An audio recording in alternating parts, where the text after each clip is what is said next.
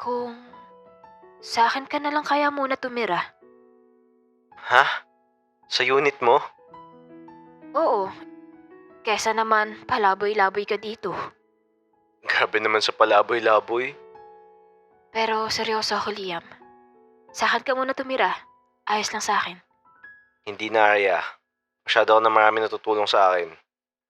Huwag ka nang ma-pride. Isipin mo na lang yung tulong ko sa'yo bilang childhood friend mo. Yun lang.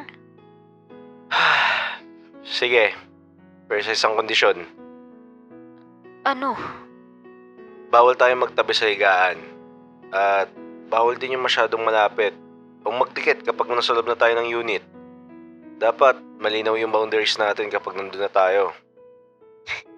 Ikaw pa talaga naglagay ng rules na yun sa unit ko no?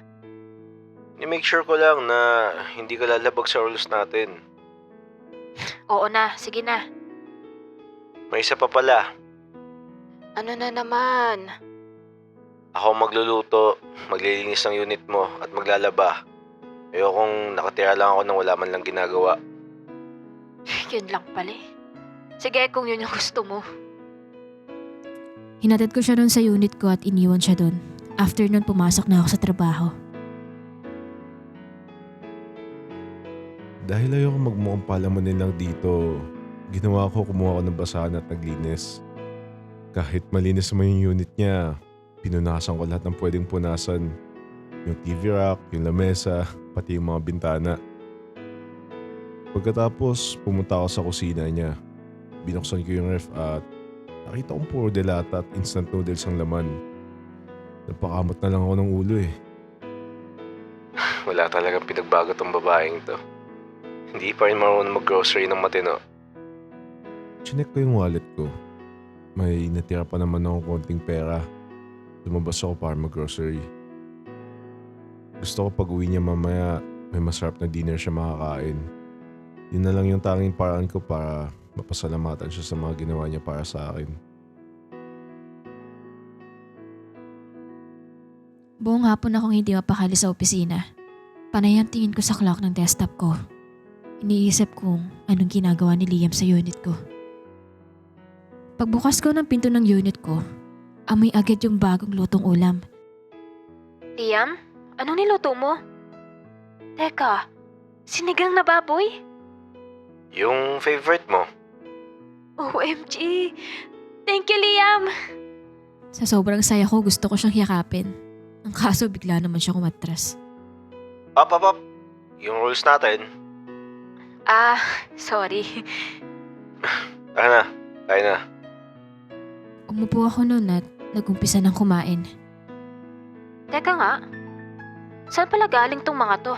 Wala naman akong karne sa ref Binili ko. Ano? Ba't ka pa bumili?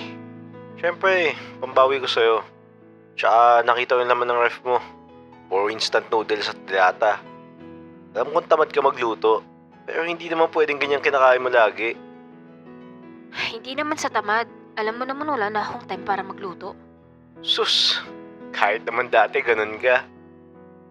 Dati yun. May work na kasi ako kaya wala akong time sa kusina. Lagi ka siguro nagdedelata, no? Minsan. Kaya pala punong-puno ng delata yung basurahan mo. Tinapon ko na. Ay, nakalimutan ko itapon pero thank you.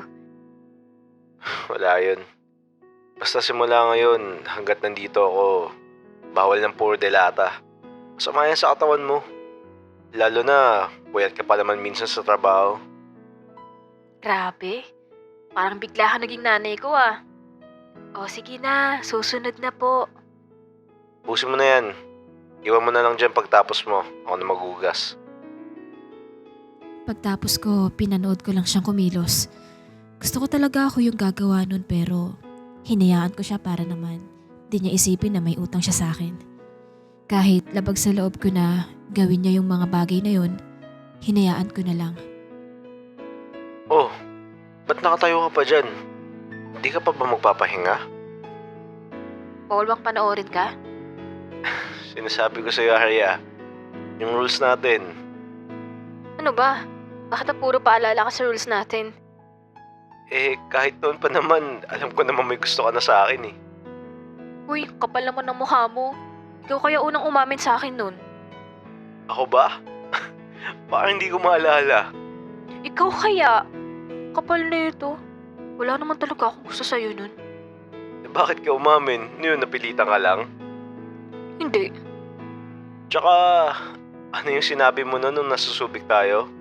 Wala lang ba yon? Wala na yun. Huwag mo na nga balikan. Past is past. Post is post.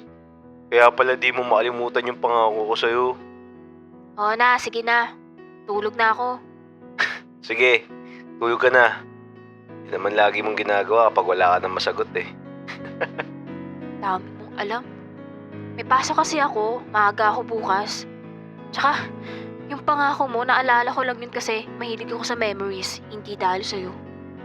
Sabi mo eh. Sige na, tulog ka na. Baka mamaya, managinip ka pa tungkol sa akin. Lagot tayo sa rules niyan.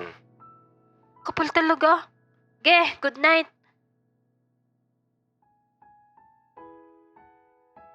Nagising ako sa alarm ko. Paglabas ko ng kwarto, wala na si Liam sa sofa. Maayos na rin nakatupi yung kumot at unan. Nasaan siya? Naglakad ako papuntang kusina para sana magtimpla ng kape. Pero napatikil ako. Sa ibabaw ng table, may nakahanda na palang breakfast. Isang pancake na may hugis na smiley face gamit ng syrup. At isang note. Kain ka muna bago pumasok. Huwag puro kape. Baka magpalpitate ka niyan. Sige ka. Nga pala nilaban ko na rin yung mga basa mo sa lababo. Sobrang dumi na eh. Napangiti ako nang mabasa ko yun. Pagtapos kong kumain, lumabas na ako ng kondo. Bala ko muna sana bumili ng baon kaya dumaan muna ako sa resto malapit sa kondo.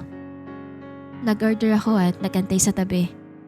Habang nakatitig sa kawalan, dahan-dahan akong napatingin sa kaliwa ko. Parang tumikil ang mundo ko nang makita ko si Eliza at Liam. Nag-uusap silang dalawa. At mas masakit pa, magkahawak sila ng kamay sa ibabaw ng mesa.